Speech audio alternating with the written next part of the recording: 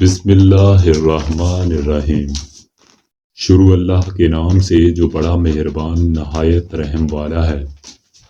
میرے اسلامی بھائیوں اور بہنوں، آج میں اسلامی واقعات میں سے ایک واقعہ بیان کروں گا جس کا عنوان ہے ماں کی عظمت۔ ابن جوزی رضی اللہ تعالی عنہ فرماتے ہیں، بنی اسرائیل میں ایک شخص اپنی بیوی کو بہت محبوب رکھتا تھا۔ اس کی والدہ نہایت نیک بخت بوڑھی عورت تھی۔ ادھر اس کی بیوی کی والدہ بھی بوڑھی تھی مگر تھی بڑی چنچل۔ اتفاق سے ان دونوں میاں بیوی کی مائیں دونوں بوڑھی عورتیں نابینا تھیں۔ اس کی بیوی کی ماں اپنی عادت کے مطابق اپنی بیٹی یعنی اس شخص کی بیوی کو بہکاتی اور اکساتی رہتی تھی، جس سے آئے دن ساس بہو میں سخت جھگڑا رہتا تھا۔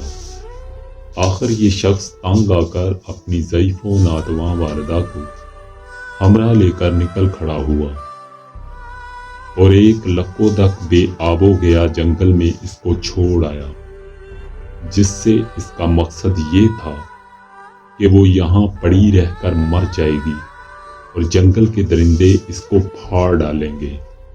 تو اللہ کی جانب سے ایک فرشتے نے بڑھیا سے دریافت کیا، بڑی بھی جو آوازیں آ رہی ہیں کیسی ہیں؟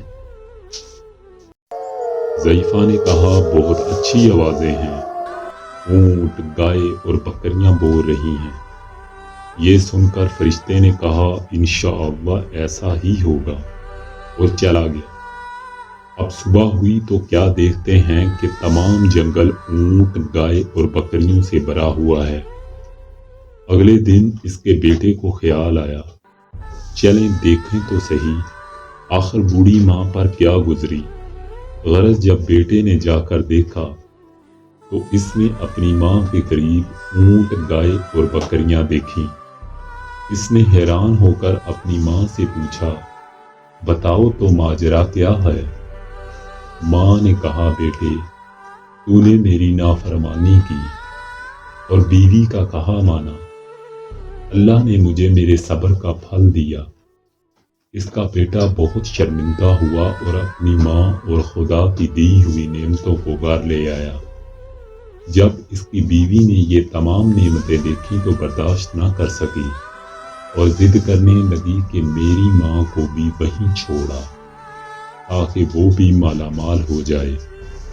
مجبوراً وہ شخص اپنی بیوی کی ماں کو بھی وہیں چھوڑ آیا۔ اب جب شام ہوئی اور اس بڑھیا کو درندوں نے آ گھیرا تو پھر خدا کے حکم سے اسی فرشتے نے آ کر اس بوڑھی عورت سے معلوم کیا کہ یہ کیسی آوازیں ہیں جو تو سن رہی ہے۔ تو بڑھیا نے جواب دیا، درندوں کی ہیں جو مجھے چیر پھاڑ ڈالیں گے۔ تو فرشتے نے کہا، انشاءاللہ ایسا ہی ہوگا۔ جب اگلی صبح ہوئی تو اپنی بیوی کے کہنے پر وہ شخص دوبارہ جنگل گیا تاکہ اپنی ساس کی نعمتیں اکٹھی کر لائے، مگر جب اس شخص نے وہاں جا کر دیکھا تو کیسے مویشی جنگلی جانوروں نے بڑھیا کی ٹکا بوٹی بنا ڈالی، جہاں تہاں ٹوٹی پھوٹی ہڈیوں کے سوا کچھ نہ پایا، جو جمع کر کے اپنی بیوی کے سامنے لا کر رکھ دیں۔ آخر میں نتیجہ یہی نکلتا ہے کہ ہمیں اپنے بوڑھے ماں باپ کی خدمت بے لوث ہو کر کرنی چاہیے اور اس کا انعام ہمیں اللہ دے گا، یہ امید رکھنی چاہیے۔